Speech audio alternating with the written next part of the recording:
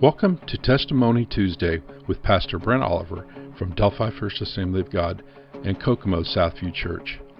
Join in celebrating the goodness of God as we hear the stories of how He touches His people. Good morning.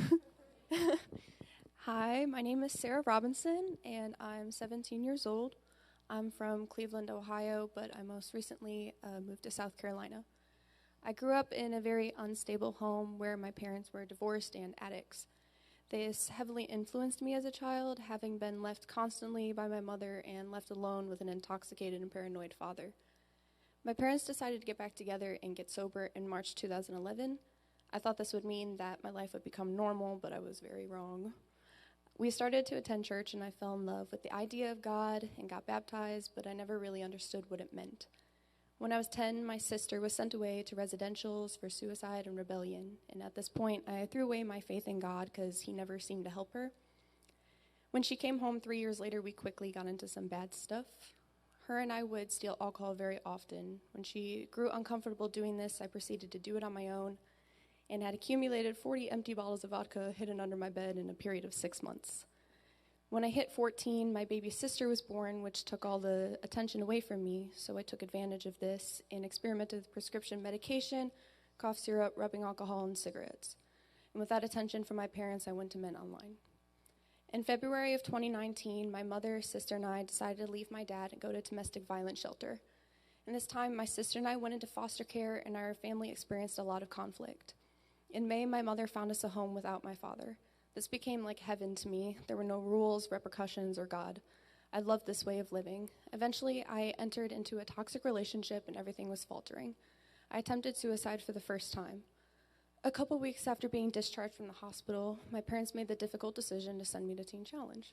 So I arrived to Central Indiana Teen Challenge on October 28th of 2019.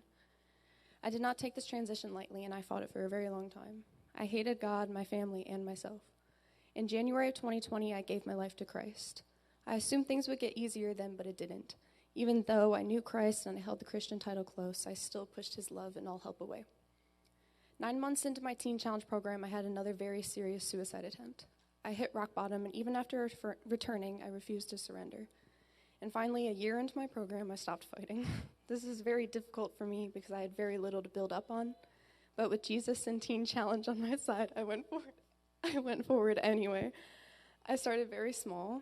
Short passes and phone calls led to more and more trust, and my parents had become more comfortable having me at home with them, and I became an active leader in the program.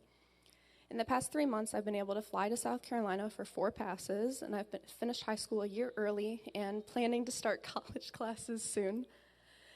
I have formed a healthy relationship with my mom, and we can have positive conversations again. I have opened up to my dad, and we have become very close. I'm starting to learn to have a better relationship with my sister, too. Because of Jesus, I'm still alive today to see my baby sister grow up and help the others around me. He quite literally forced me to stay alive, and I understand why. Without Teen Challenge, I never would have seen a positive future for myself. I now want to expand my knowledge in the Bible in school and join YWAM missions. In the future, I'd like to pursue a career in human services and cosmetology. I'm so grateful for the grace and mercy that I've received. It has saved my life. A verse that I stand on is Colossians 3:1-4. If then you have been raised with Christ, seek the things that are above, where Christ is, seated at the right hand of God. Set your minds on the things that are above, not the things that are on earth. For you have died, and your life is hidden with Christ in God. When Christ, who is your life, appears, then you also will appear with Him in glory. This verse reminds me that I'm not who I was, and I don't let my past define me, and that I know that Jesus has forgiven me, and that's what I'll live for. Thank you all for listening. This has been brought to you by Delphi First Assembly of God and Kokomo Southview Church. To contact us or send us your prayer request, testimony of answered prayer, or Bible questions, please see the information on the screen. May God's salvation through Jesus Christ overflow into your life with His joy. God bless until we see you again.